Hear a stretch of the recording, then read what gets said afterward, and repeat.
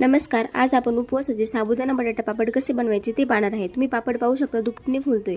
त्यासाठी इथं मी 5 किलो बटाटे घेतले आहे आणि त्यासाठी अर्धा किलो भिजवलेला साबुदाणा घेतला आहे. इथं मी साबुदाणा हा रात्रभर भिजत ठेवला होता. घेतलेले बटाटे आता किसून घ्यायचे आहे. त्यामध्ये कोणतेही मोठा तुकडा जात कामा नये. आणि आता लगेचच भिजवलेला साबुदाणा आणि बटाटा एकत्र करून घ्यायचा आहे. एक जीव असा मिक्स करून घ्यायचा आहे. त्यानंतर त्यामध्ये चवीनुसार मीठ टाकायचं आहे आणि लाल मिरची पावडर इथे मी टाकते. तुम्हाला हवी असल्यास मी इथे हिरवी मिरची बारीक करून टाकली तरी चालेल.